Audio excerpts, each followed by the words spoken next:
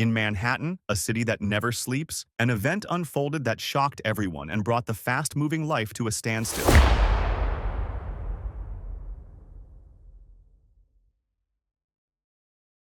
26-year-old suspect is facing more than 11 charges in New York. While authorities are revealing more about what led up to his arrest. Sometime in the hour before the early morning murder, Mangione was depicted using a cell phone, at least once, according to federal prosecutors. There might be a not guilty by reason of insanity defense that they're going to be thinking about because the evidence is going to be so overwhelming that he did what he did. The CEO of United Healthcare, a giant in the health insurance industry, was shot and killed in broad daylight. What started as an ordinary day for a successful executive turned into a crime so shocking that it captured the nation's attention and sparked endless discussions. Brian Thompson, the CEO of United Healthcare, strode down the busy Manhattan sidewalk, the morning sun reflecting off the towering glass buildings around him. The air was crisp and invigorating, carrying a hint of the city's ever-present energy. He adjusted his suit jacket, his mind focused on the high-profile investors' meeting that awaited him at the Hilton Midtown. But in a matter of seconds, everything changed. Gunshots rang out, loud and piercing, cutting through the usual noise of the city. The CEO, once a symbol of power and authority, fell to the ground, fatally wounded. Blood pooled on the pavement, a shocking sight against the backdrop of a busy city. The shooter, dressed simply in a gray hoodie, didn't panic or run in haste. Instead, he calmly walked away. His escape was as calculated as the crime itself. The killer used an e-bike to navigate Manhattan's crowded streets, weaving through traffic with ease. Cameras tracked his movements as he disappeared into Central Park, the city's sprawling green haven. There, he abandoned a backpack under the shade of a tree. When the police found it, they were baffled by its contents. Monopoly money. The fake bills left everyone confused. Was it a message, a statement about greed and corruption, or simply a way to confuse investigators? No one could say for sure, and the mystery only deepened. What happened next was straight out of a crime novel. It was discovered that the murderer had been living in a hostel in the days leading up to the crime. During his stay, everything appeared normal. To everyone around him, he seemed like an ordinary tourist. He joked with the receptionist, chatted with other guests, and even posed for a photo. This picture, a clear image of the smiling suspect, became a key piece of evidence for the investigation. Back at the crime scene, detectives found something chilling. The gun casings left behind had words engraved on them.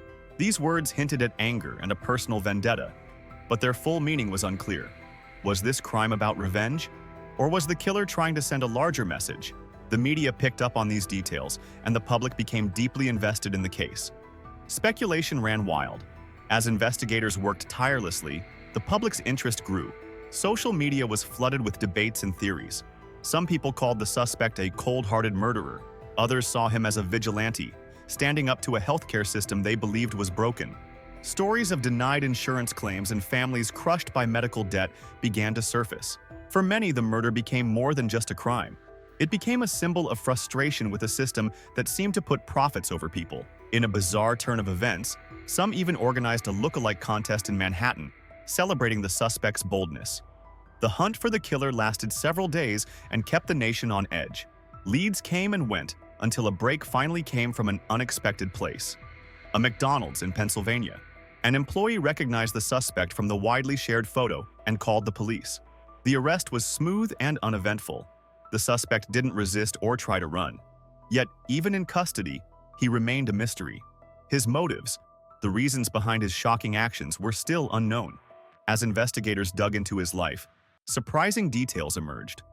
The suspect came from a wealthy, well-educated family, a background that seemed out of place for someone committing such a crime. Rumors began to circulate about his mother, who had suffered a long illness. Some said her insurance claim had been denied, leaving the family devastated. While this theory hasn't been proven, it struck a chord with many people. It reminded them of their own struggles with a healthcare system that often feels unfair. The murder of the United Healthcare CEO became more than just a crime.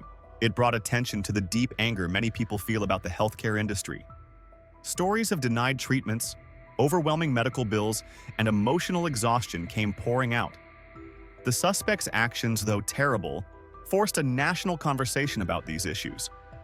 People began to question whether he was purely a villain or a symbol of the frustrations so many shared. As the case moves through the legal system, it continues to hold the nation's attention. It is a story full of contrasts: a carefully planned crime carried out in a chaotic city, a suspect who became both hated and admired, and a healthcare system under intense scrutiny. The murder of the CEO is more than just a shocking act of violence. It's a reflection of a society grappling with inequality and unresolved anger. In the end, this case leaves us with more questions than answers. Why did the suspect do what he did? Was it out of personal pain? Or was it because he saw no other way to stand up against a system he believed was broken? Did he plan the murder as revenge? Or was it a desperate cry for attention to expose the problems in the healthcare industry? These are tough questions, and there are no easy answers. But what's clear is that this case has made people think deeply about justice, fairness, and the way big businesses impact ordinary lives. The trial has turned into more than just a legal battle. It's become a story that has captured the attention of the whole nation. News reports, online debates, and people's personal stories have turned this tragic event into a bigger conversation. The suspect's calm and mysterious behavior makes the case even more puzzling. How could someone from a wealthy, educated background commit such a shocking act? It's a question that keeps coming up, and it forces people to wonder what might have driven him to such an extreme. Outside the courtroom, the case has sparked protests and heated debates. Some people hold signs demanding justice for the CEO, saying his death was senseless and cruel. Others see the suspect as a symbol of the frustrations many feel with the healthcare system. Families who have suffered from denied insurance claims or crushing medical bills are sharing their stories, adding fuel to the fire. For them, this case is not just about one man's actions. It's about a system they feel has failed them. This tragedy has also put a spotlight on the healthcare industry. People are questioning why profits often seem to come before patients. They're demanding changes to make healthcare fairer and more affordable. But there's still a big question hanging in the air. Will this case lead to real change, or will it be forgotten once the trial is over? Even though the trial is ongoing, this story is already making a lasting impact. It's about more than a crime. It's about the struggles people face every day. It's about the gap between the rich and the poor, the powerful and the powerless. This case has made people stop and think about the problems in our society and what needs to be done to fix them. As the trial moves forward, the whole nation is watching. People are drawn to the story because it's not just about one act of violence. It's about the anger, pain, and hope that so many people feel. This case has become a symbol of the fight for fairness and justice, and it's not going away anytime soon. Just like Manhattan itself, this story is alive, complicated, and impossible to ignore.